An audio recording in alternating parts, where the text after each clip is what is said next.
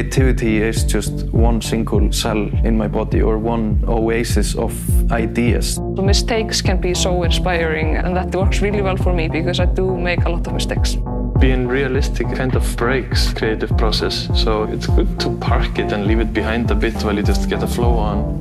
I wake up excited when I have a new project and a new material that I am exploring.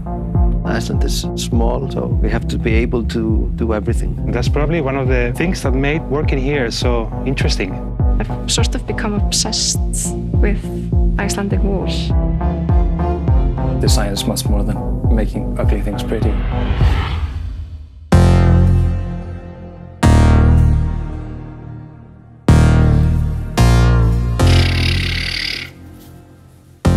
What is the spirit of Iceland? Yeah, it's a really difficult question because does anyone know the answer? I guess the spirit of Iceland is Chaos, chaos. I think for me it's very obvious. It's passionate.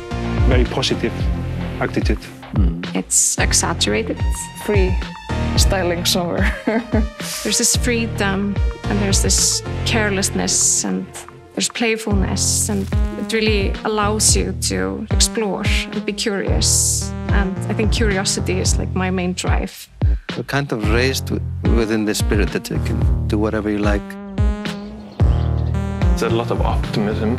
Extreme optimism. Just do it, you know. Nike. We have to cut that out, I guess. Why not attitude and just go and do it?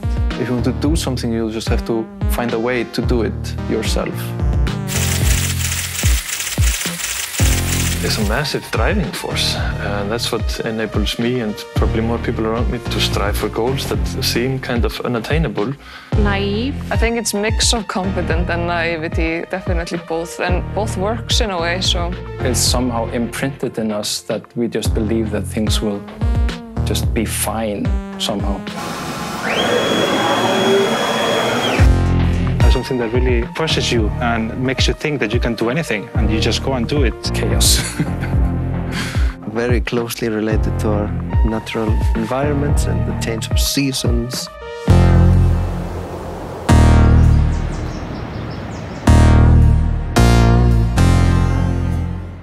Catastrophic weather, erupting volcanoes, earthquakes, the wrath of the sea.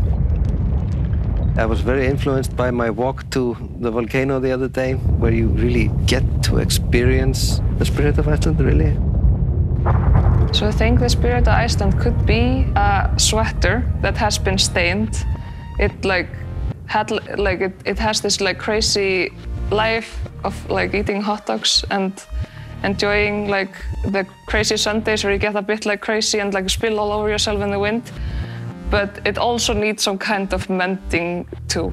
But it can be fun, the way we will mend the spirit.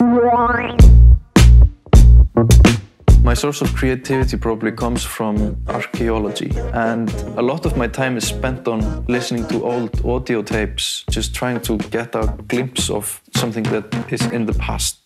There's a lot in our past that can help us move forward to the future. So many creative people here to work on different creative things, so I feel like a lot of people are an illustrator and a singer in a band or something. They usually have two different creative jobs. So, and I think that's really important because that always complements the other.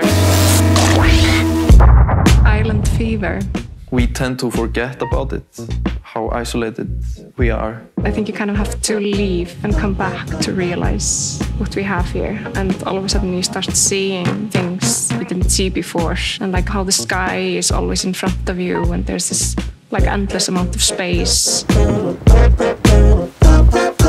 And everybody is kind of trying to help each other out and so on. There's never too much of a distance. So if I need something in particular, I just call the CEO of whatever company. If I need to get my foot in a door, or if I need some specific material or a machine, I'm always somehow able to squeeze in. So easy. There was 4,000 students every year that graduated from textile design in the UK.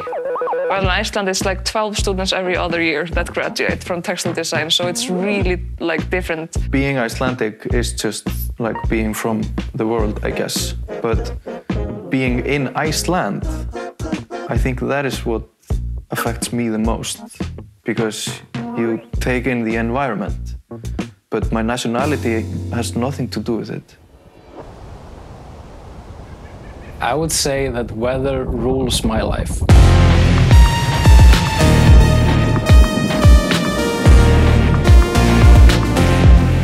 And that translates into my designs.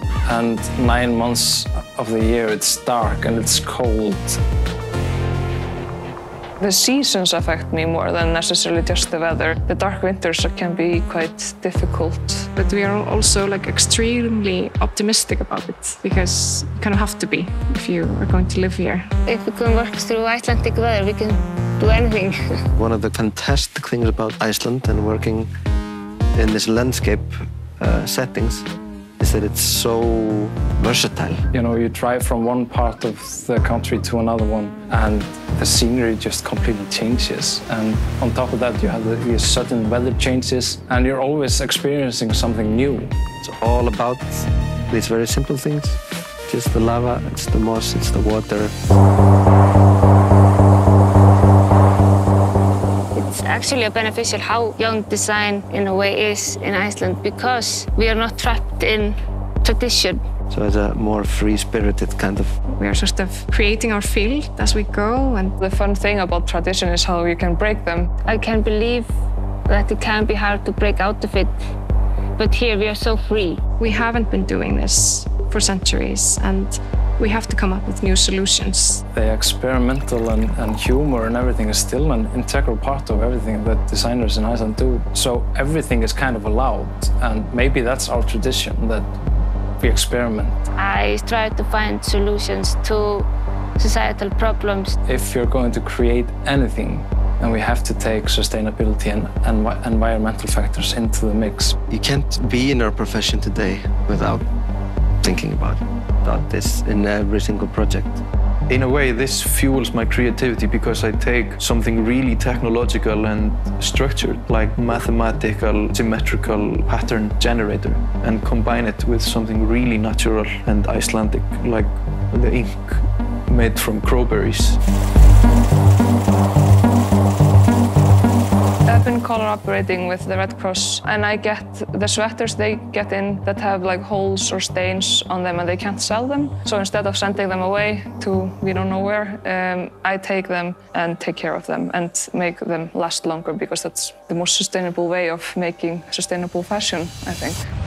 I focus on knitwear, and I use the Icelandic wool. It's locally sourced, locally produced, locally designed, so the carbon footprint is minimum. Here in my shed, I'm creating a turntable. It's made from Icelandic materials, which are quite rare.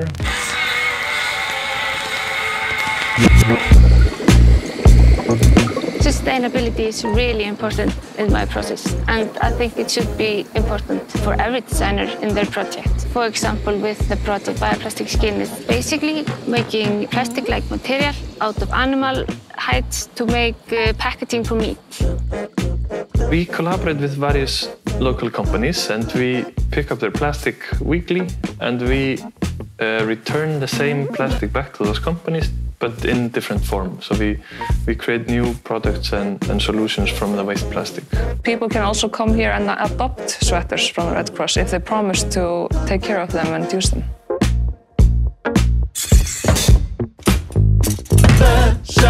Talking about meat consumption and the plastic waste that follows it, and it's like a platform for debate and discussion, and I think that is one of the greatest tools designers have.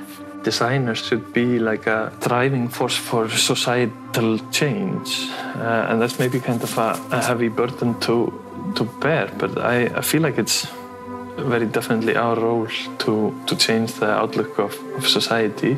Because we only have one world and everything. To me, if I was to choose a sentence or a word, it would be probably something in the line of why not? Yeah, why not? Everything is possible. Yeah, that's a nice way to put it. Can we start again? No, maybe not. No, I think we're good. Oh, I'm sorry. chaos, definitely.